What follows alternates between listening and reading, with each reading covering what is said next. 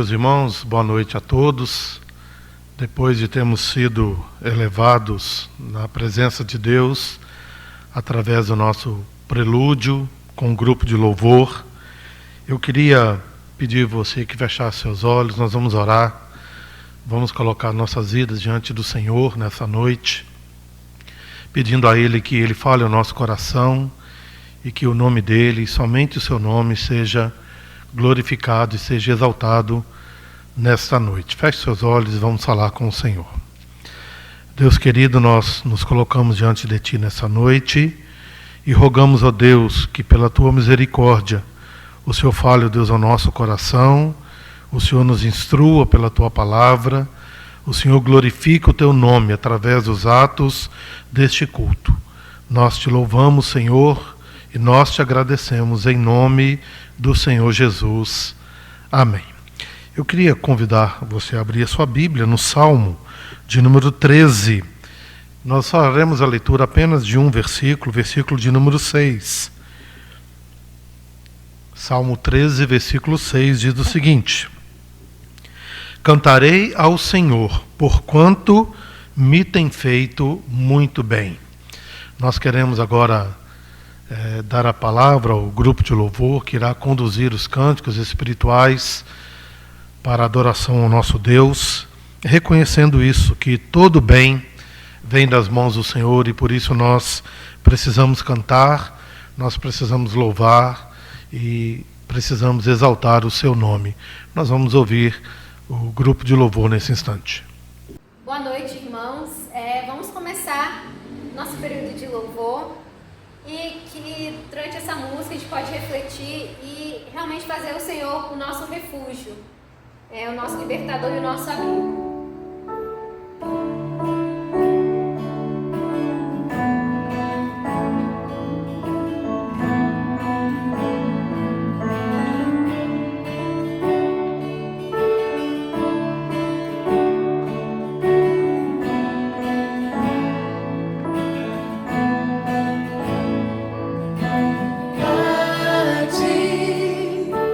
Bendirei pra sempre.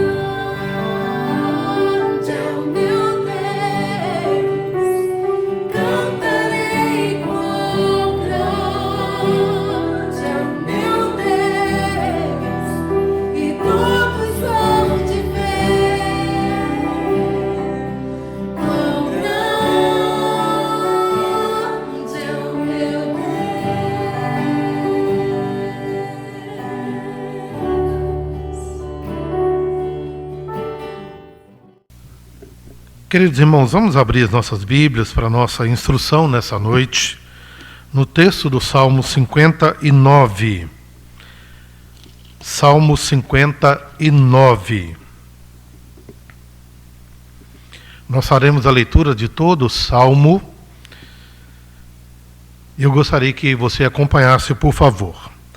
Ao mestre de canto, segundo a melodia, não destruas, hino de Davi, quando Saul mandou que lhe sitiassem a casa para o matar.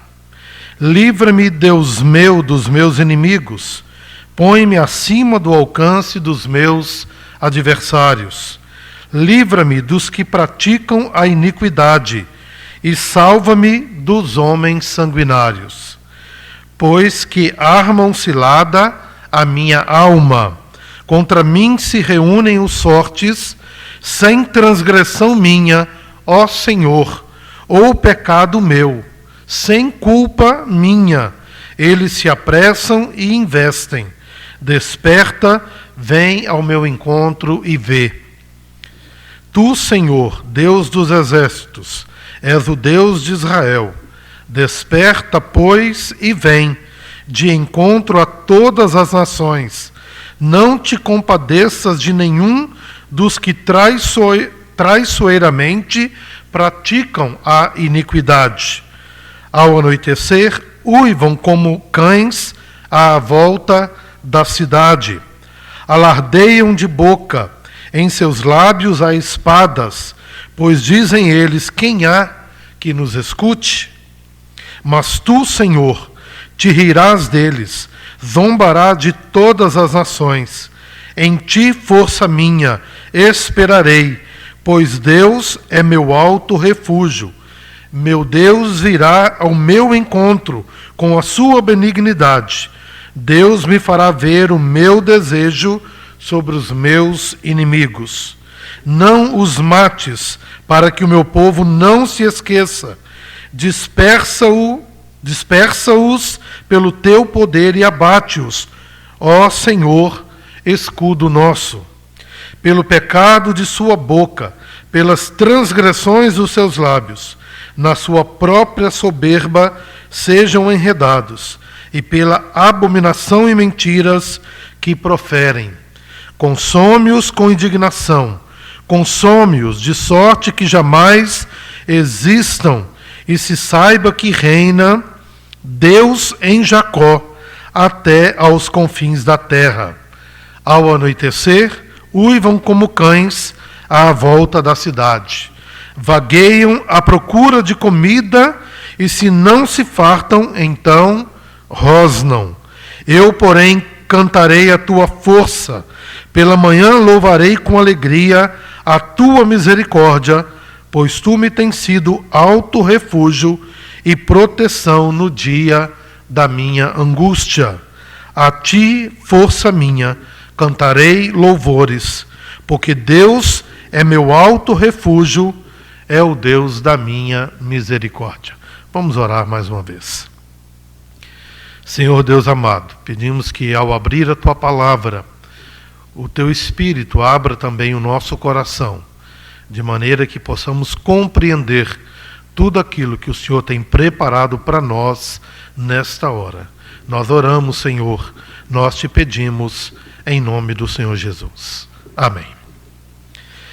Meus irmãos, os salmos, nós sabemos, eles são cânticos de Israel.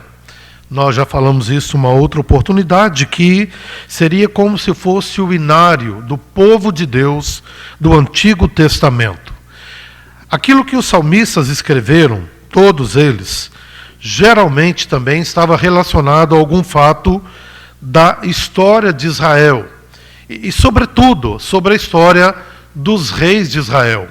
Foi um período muito fértil na confecção de textos que se transformaram posteriormente em cânticos de Israel, que na verdade contavam a história do povo de Deus e da ação de Deus, do mover de Deus no meio da nação do Senhor.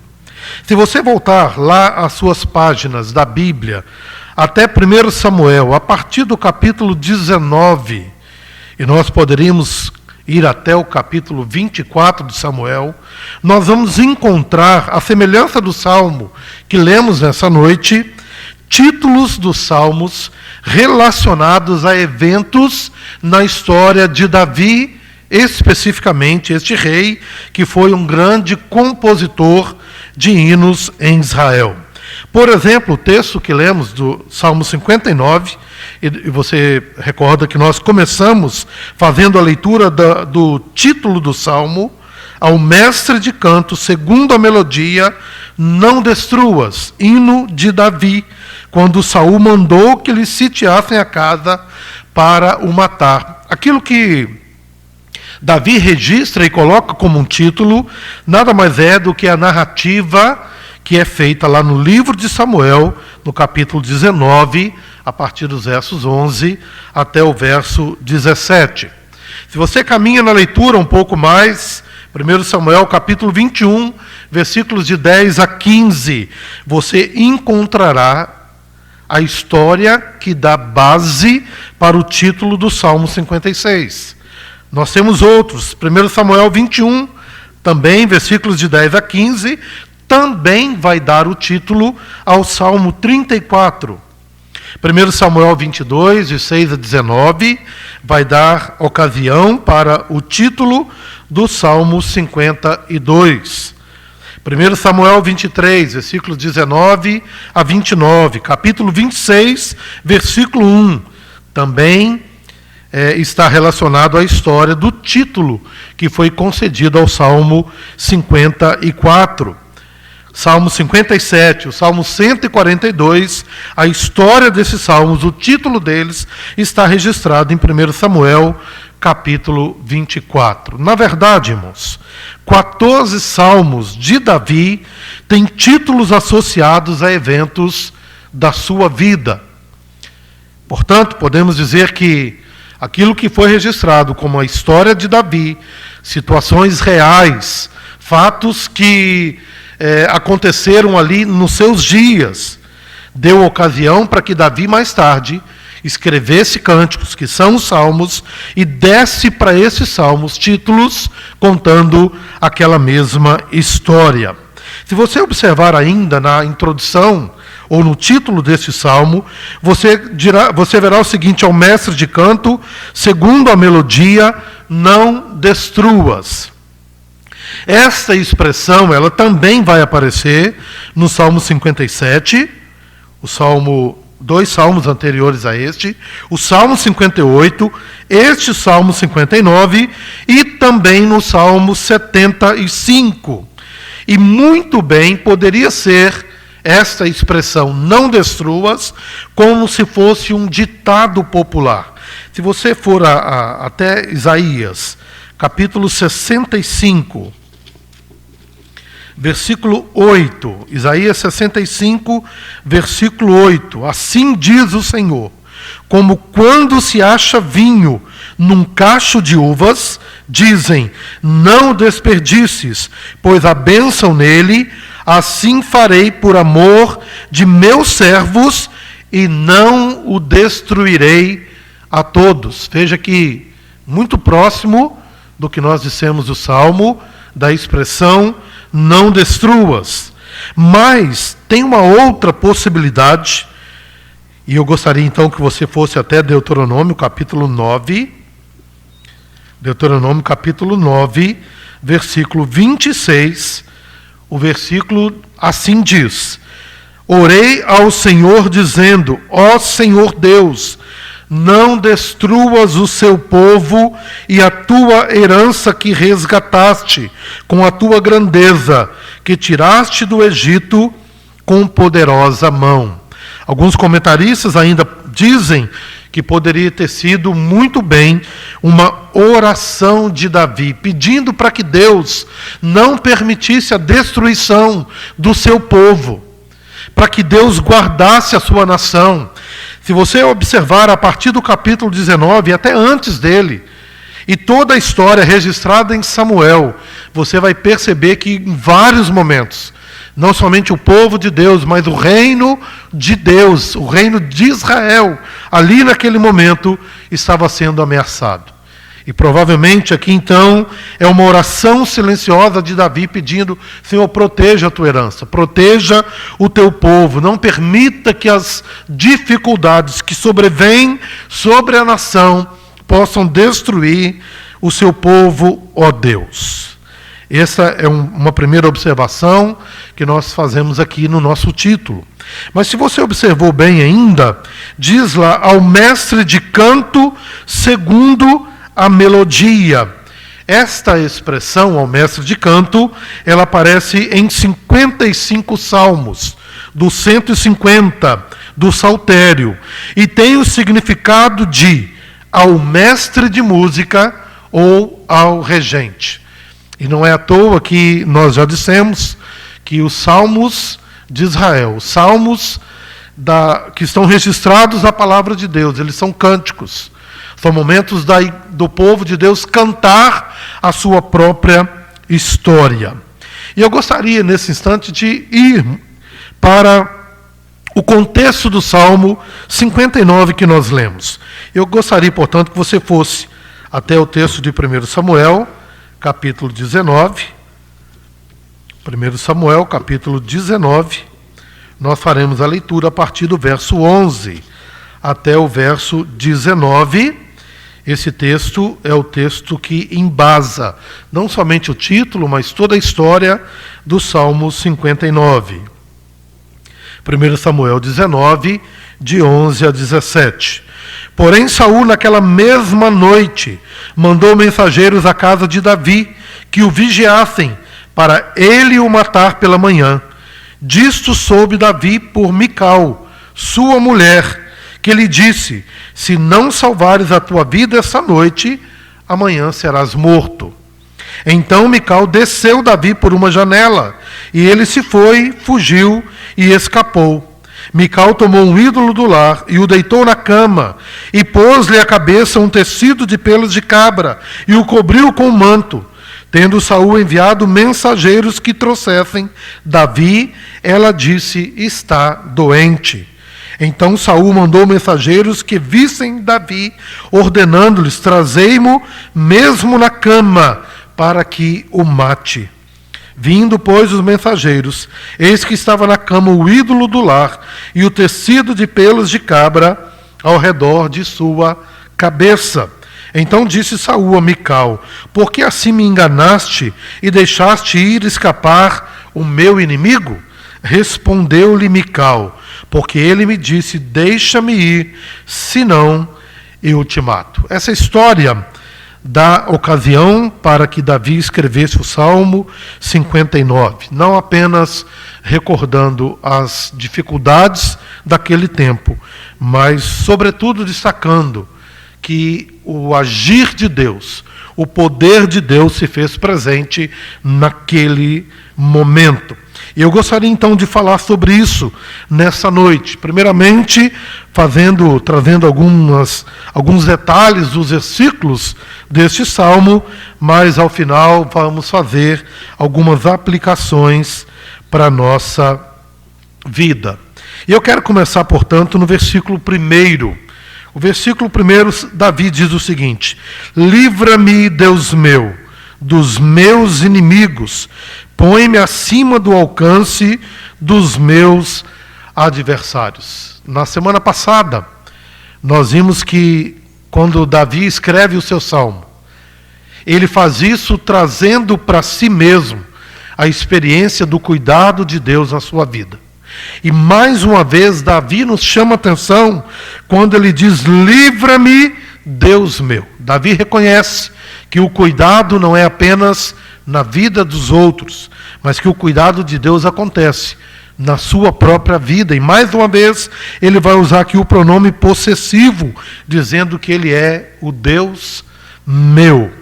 Diante disso, Davi, então, ele diz o seguinte: põe-me acima do alcance dos meus adversários.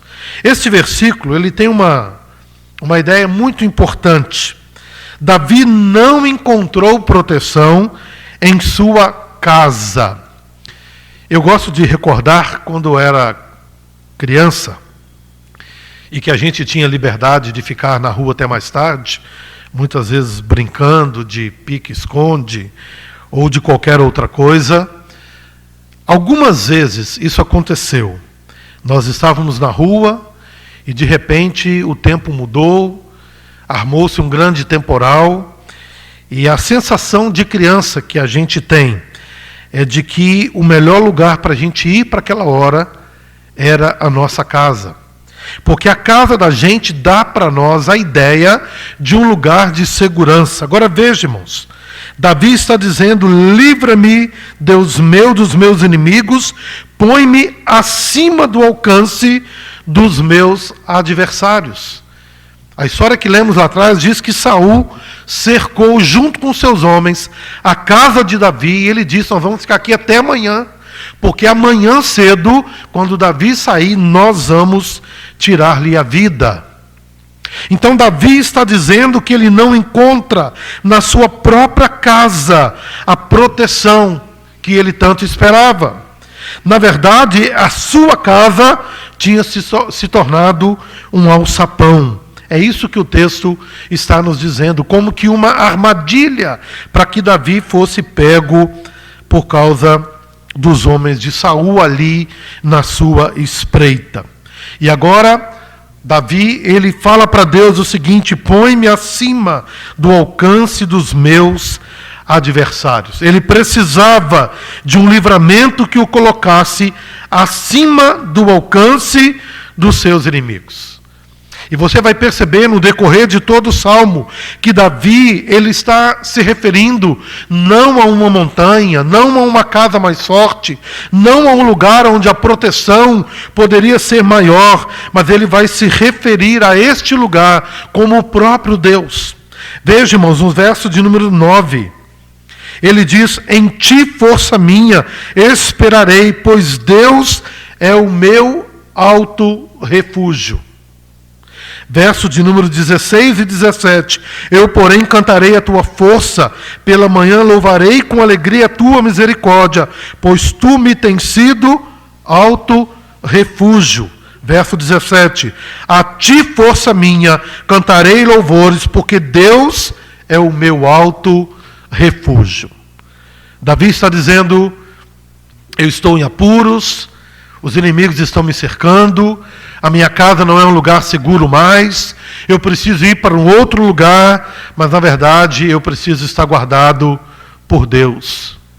Ele é a minha fortaleza, Ele é o meu alto refúgio. É isso que Davi está descrevendo aqui neste primeiro versículo. Mas ele vai para o versículo 2, e ele diz: livra-me dos que praticam iniquidade e salva-me dos homens sanguinários. Davi faz uma descrição dos seus inimigos e dos inimigos que o assolam, como aqueles que adotam o mal e a violência como modo de vida. É isso que Davi está dizendo. Tem uma outra ocasião na vida de Davi, e provavelmente seja isso que ele esteja querendo dizer agora, quando Simei vê Davi passar junto com seus homens, que eram em torno de 600 homens, e enquanto Davi está passando, a Bíblia diz que Simei virava para Davi e dizia que ele era um homem de iniquidades. Chamava Davi de homem sanguinário. A expressão é a mesma para dizer que os seus inimigos agora, que estão ali ao redor dele, são homens sanguinários, que adotaram a iniquidade como estilo de vida. Portanto, Davi está ainda descrevendo o tipo de tribulação, de sofrimento, de angústia que ele está passando neste exato momento. Versículos 3 e 4. Olha o que Davi diz: pois que armam ciladas a minha alma, contra mim se reúnem os fortes, sem transgressão minha, ó Senhor, ou pecado meu, sem culpa minha, eles se apressam e investem. Desperta, vem ao meu encontro e vê. Eu quero destacar aqui nestes 2 versículos aquilo que Davi fala de forma insistente. Ele está dizendo, ele está na verdade fazendo um protesto de inocência. Veja, irmãos, ele usa a expressão sem transgressão minha, sem pecado meu ou sem culpa minha. Davi está aqui falando com Deus: Senhor, eu não tenho feito absolutamente nada. Você vai lembrar da história que Deus tinha colocado Saul como rei de Israel. E depois de Saul ter desobedecido ao Senhor, Deus então tira o trono de Saul e ele dá este trono para Davi. Quando Samuel vai até a casa do seu pai, Jessé, e ali passa um por um dos filhos dele, até que ele manda chamar Davi. E quando Davi chega, diz a Bíblia que Deus fala para Samuel: Samuel, este é o homem que vai reinar sobre Israel. E diz a Bíblia então que ele é ungido naquele momento, através do óleo, e ele é colocado como rei de Israel. Você sabe que não foi fácil Davi chegar ao trono, porque durante muito tempo ele andou fugindo de inimigos que o perseguiam, especialmente Davi. Mais tarde, Absalão também vai fazer isso com ele. Mas o que Davi está dizendo? Senhor, eu não pedi para estar aqui nesse lugar. Eu não pedi para ser o rei de Israel. O Senhor sabe que eu não tenho culpa nenhuma. Não há nenhuma transgressão na minha mão. Não há nenhuma iniquidade que eu tenha feito contra o Senhor ou contra qualquer pessoa. É como se Davi dissesse: eu estou sendo perseguido de forma gratuita.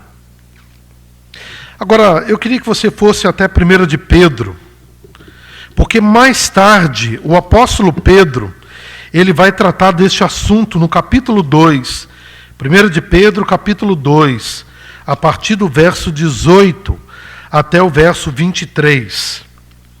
Servos, sede submissos com todo o temor ao vosso Senhor, não somente se for bom e cordato, mas também o perverso. Porque isto é grato que alguém suporte tristezas, sofrendo injustamente, por motivo de sua consciência para com Deus. Pois que glória há se pecando, e sendo esbofeteados por isso, o suportais com paciência. Se, entretanto, quando praticais o bem, sois igualmente afligidos e o suportais com paciência, isto é grato a Deus. Até o verso 23, porquanto para isto mesmo foste chamados, pois que também Cristo sofreu em vosso lugar, deixando-vos exemplo para seguirdes os seus passos, o qual não cometeu pecado, nem dolo algum se achou em sua boca, pois ele, quando ultrajado, não revidava com ultraje, quando maltratado, não fazia ameaças, mas entregava-se àquele que julga retamente. O texto vai dizer aqui no versículo de número 4, que Davi diz o seguinte: desperta, vem ao meu encontro e vê. O apóstolo Pedro, mais tarde, falando sobre isso, ele está falando dele próprio, e ele diz o seguinte: quando você sofre por um pecado, isso é justo.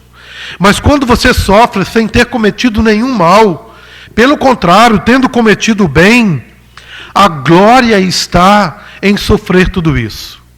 E percebe, irmãos, que Pedro não diz que ele é exemplo, mas ele aponta para Cristo e ele fala: olha para o exemplo de Cristo, porque ele foi maltratado, ele foi ultrajado, mas mesmo assim, ele não abriu a sua boca, e como ovelha muda perante os seus tosqueadores, ele foi levado até a morte.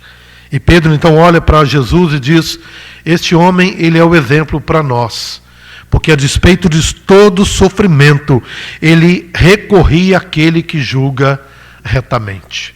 Davi está fazendo isso no Salmo. Ele está dizendo: desperta, vem ao meu encontro e vê, confiando que Deus estava olhando para ele, e não somente para ele, mas para as circunstâncias e para o sofrimento que Saul e os seus homens estavam lhe causando naquele instante. Verso de número 5. Tu, Senhor, Deus dos exércitos, és o Deus de Israel. Desperta, pois, e vem de encontro a todas as nações. Não te compadeças de nenhum dos que traiçoeiramente praticam a iniquidade. E seguindo a linha do verso 4, quando ele diz, Senhor, vem e vê, ele não somente diz, Senhor, não fica contemplando, mas age na minha tribulação. E ele então vai colocar o Senhor como aquele que luta as suas batalhas.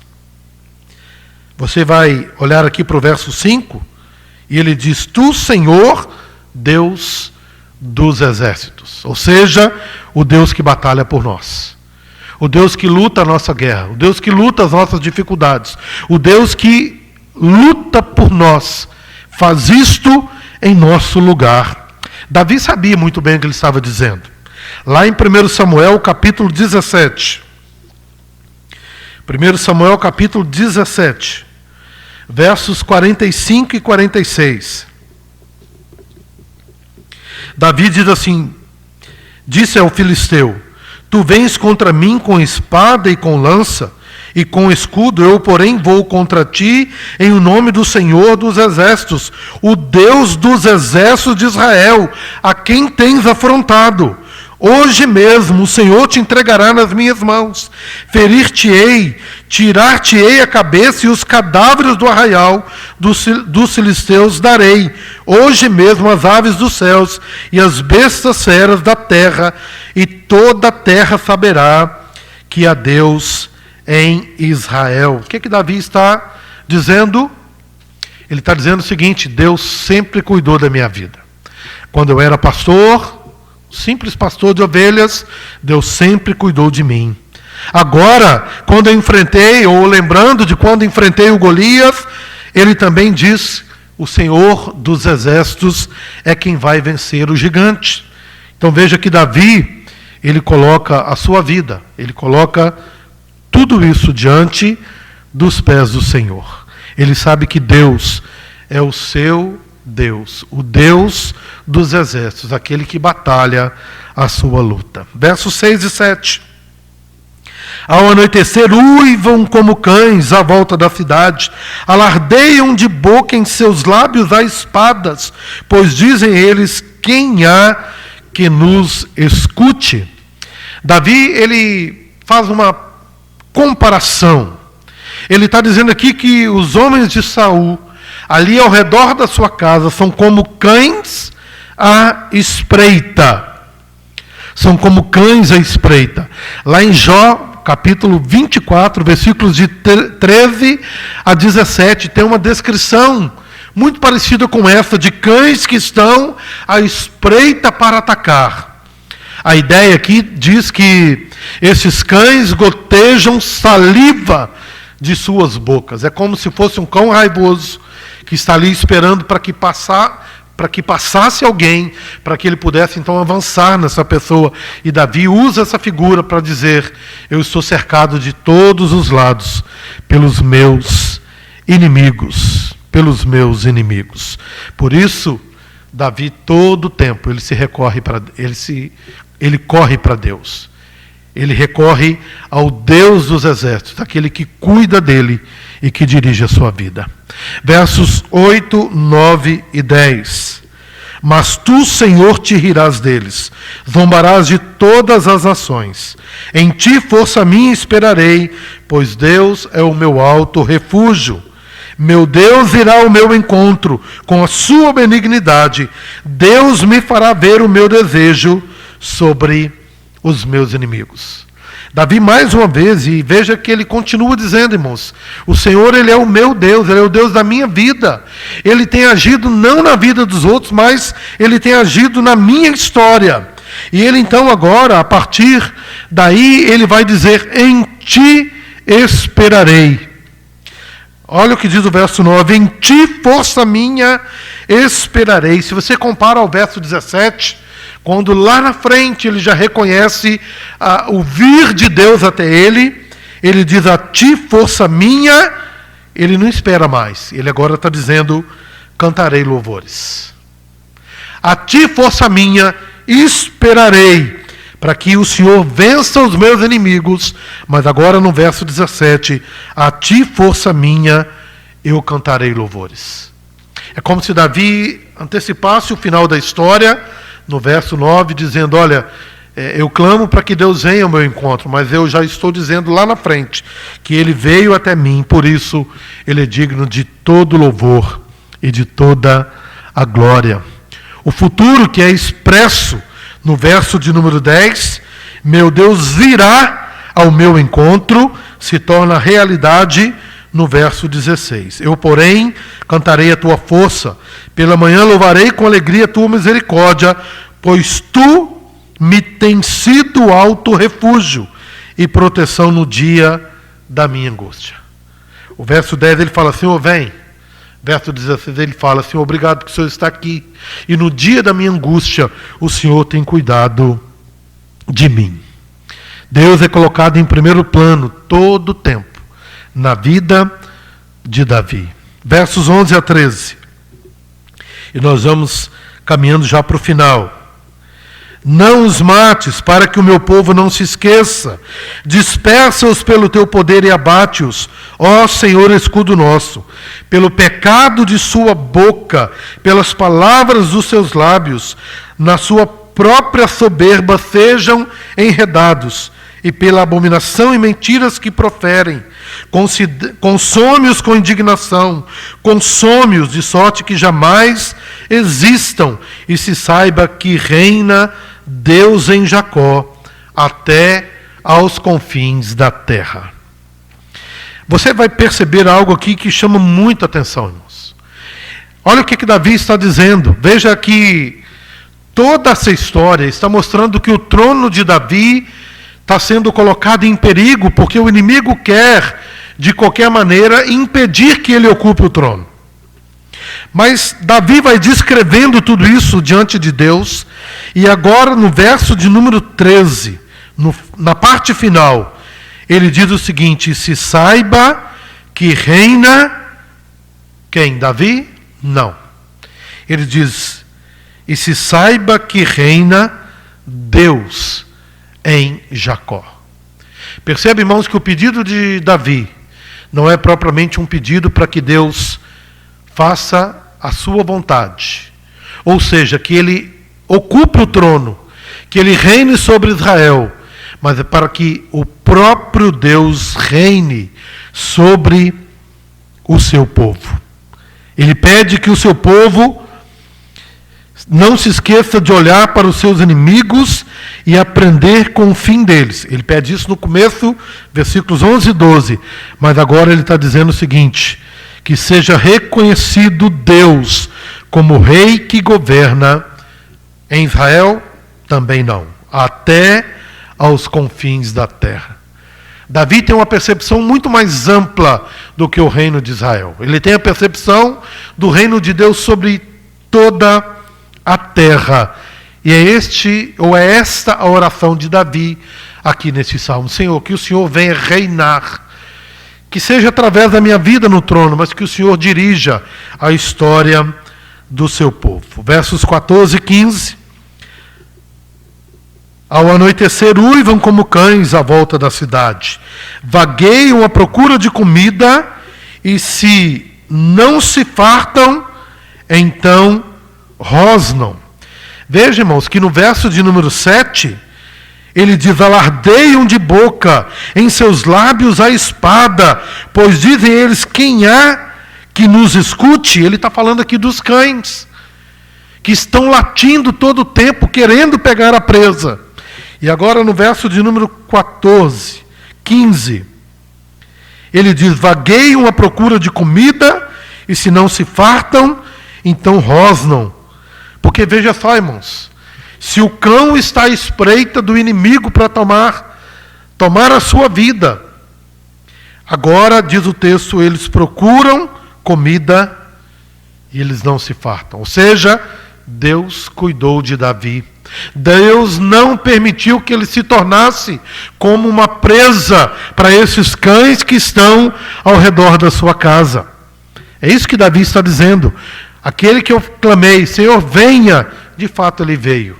Ele é o Deus dos exércitos, e ele não permitiu que os inimigos colocassem as mãos sobre a sua vida. Versos 16 e 17, Eu, porém, cantarei a tua força, pela manhã louvarei com alegria a tua misericórdia, pois tu me tens sido alto refúgio e proteção no dia da minha angústia. A ti, força minha, cantarei louvores, porque Deus é meu alto refúgio, é o Deus da minha misericórdia. O que Davi termina aqui no Salmo dizendo? Ele diz que Deus se levanta contra todos os seus inimigos. Verso de número 8, ele vai dizer que os cães estão ao redor latindo, mas tu, Senhor, te rirás deles. E agora no verso de número 16, ele fala, eu, porém, cantarei a tua força. Deus veio ao encontro de Davi. Deus o livrou. Você se lembra o texto de Samuel que lemos? Deus usou uma mulher, Mical, para que através de cordas pudesse fazer descer Davi por aquela janela, de maneira que ele se livrasse das mãos de Saul. Deus age nas circunstâncias ao nosso redor para poder fazer a sua vontade. Não apenas sobre a nossa vida, mas a vontade dele na nossa história. Davi termina este salmo com 3 palavras que demonstram o cântico exuberante que é este salmo. Ele diz, cantarei, está aí no verso de número 16. Depois ele expressa, louvarei com alegria, ainda no verso de número 16. E o verso 17, cantarei louvores. Davi está cantando a vitória de Deus sobre os seus inimigos. O que nós aprendemos, irmãos, desta história, deste cântico de Davi, deste salmo que nós acabamos de ler? Algumas lições nós aprendemos. Primeira delas, Deus é o nosso alto refúgio acima de qualquer situação. Quando Davi falou, Senhor, me livra de um lugar de perigo que se tornou minha casa, para um lugar onde eu possa estar livre do alcance dos meus adversários. Davi estava dizendo que Deus é o seu alto refúgio. Meu irmão, coloque a sua vida sobre ou debaixo das mãos de Deus. Ele é o nosso alto refúgio. É Ele quem pode cuidar de nós em todo e qualquer momento. Segunda lição que nós aprendemos: não importa o tamanho do nosso problema, Deus sempre será maior. Ele é o Senhor dos exércitos. Ele é aquele que batalha no lugar de nós, de cada um de nós. Terceira lição, nossa inocência. Você se lembra? Davi várias vezes falou, Senhor, eu não tenho culpa alguma, eu não cometi nenhum pecado. Nós aprendemos, irmãos, que a nossa inocência não é garantia de falta de situações adversas. Quando a gente diz aqui nossa inocência, não é no sentido de que não há nenhum pecado em nós, não é isso, mas pode ser que você tenha levado a sua vida, claro, sob a influência do pecado, mas uma vida, de certa forma, tranquila diante de Deus. Mas isso não é nenhuma garantia de que as lutas, tribulações, provações, angústias, situações adversas possam vir ao nosso encontro. Quarta lição: as experiências do passado ajudam-nos na tomada de decisão no presente. Você se lembra que Davi, quando ele disse, Senhor, venha ao meu encontro, seja o Deus do exército na minha vida, ele estava falando da sua experiência de vida. Aquilo que Deus fez no passado era uma pequena medida do que ele poderia fazer durante toda a história de Davi. É assim também na minha vida. Aquele Deus que cuidou de você lá atrás e tem cuidado até agora, Ele continuará cuidando da sua vida até o fim. Quinta lição: Deus deve ser colocado em primeiro plano em nossas vidas.